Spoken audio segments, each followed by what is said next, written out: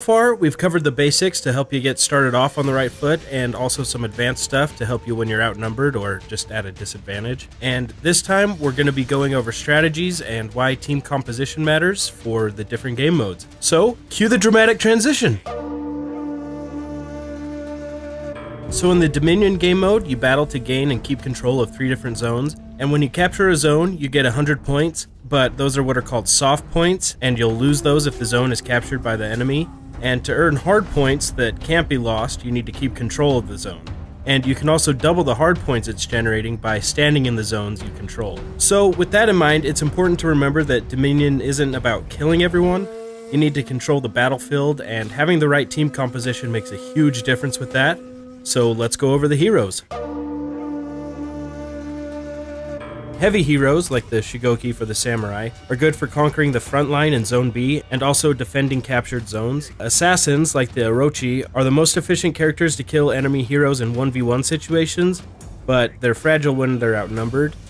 And Vanguards, like the Kensei, are great heroes for Dominion because they're very well rounded and they can capture and defend zones, as well as kill enemy heroes and soldiers. So, while there isn't one perfect formula to make the best Dominion team, having one of each of those heroes is a good way to build a balanced team that has heroes with strengths in all the key elements of the game.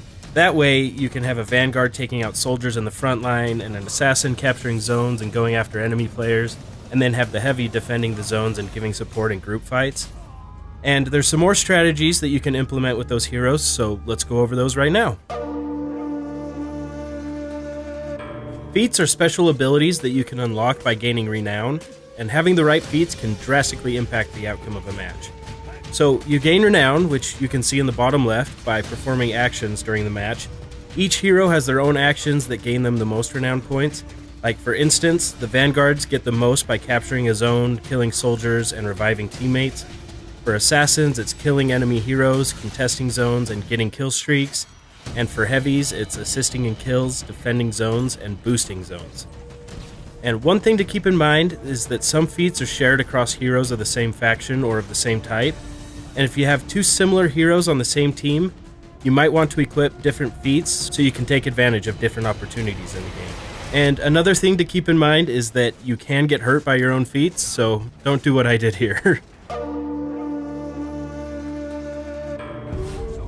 So, having different heroes and feats are a great way to help you have an advantage, but communication and tactics have a huge impact on deciding the winners of a game as well. And here are some important ones to focus on. Don't play as a lone wolf. So, even if you put my awesome tips from the other videos to use, there's still a lot of chance you could get outnumbered and easily get destroyed. So, use your radar and try to see what to expect, and if you keep getting outnumbered, try going along with another teammate so you're not alone.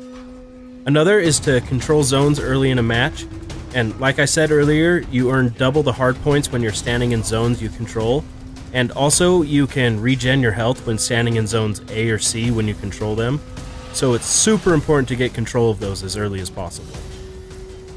Reviving allies and asking to be revived.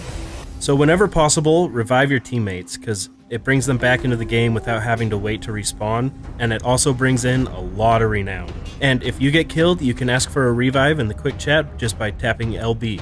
And lastly, don't freak out in breaking. So if the enemy reaches 1,000 points, your team will start breaking, which means that you can't respawn, and if your whole team dies, you lose.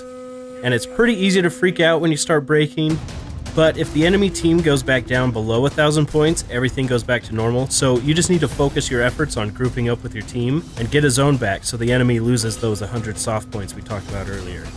And it's also important to remember that you can revive your fallen teammates as long as they haven't been executed. Alright, so those are some good things to remember for Dominion, but there are some other game modes that we can cover too. Elimination is a lot of fun because you only get 1 life per round, and the pace and tension is a lot different than Dominion. And a lot of the tips I covered in Dominion still apply to Elimination, but there are a couple others we can go over. The biggest one is to execute your enemies. So just like what I was talking about when a team is breaking in Dominion, players that have been executed cannot be revived in Elimination, so go for an execution whenever you can, and if you or a teammate is killed but not executed, go for the revive. Communicate and coordinate. Be sure to talk with your team and come up with efficient tactics to work around whatever problem you're having, and don't be afraid to run away and regroup when you need to. There's no shame in that. And lastly, use boost. So in Elimination, you can find boosts in different places on the map, things that help like your health or your shield or your attack, and you can use these to gain an advantage on your opponent. So there is a big difference in Brawl when it comes to team composition. You can't have two of the same heroes on the same team, so you have to figure out what's going to work best with you and your partner and come up with tactics before the game. And once the game is started, adapt those tactics if you need to. And once again, the only way you can come back after you die in a round is to be revived, so help your teammate out and try to execute your enemies. And lastly, be sure to use your environment to your advantage. Use ledges, fire, spikes, anything that you can to damage or take out your opponents. Alright, that is all the knowledge that I have to give to you, so if you've watched all of my battle tips videos, there's a good chance that you're better than me at this game, so you're welcome. But seriously, I'm really excited for this game, and I hope you guys are too, so good luck out there.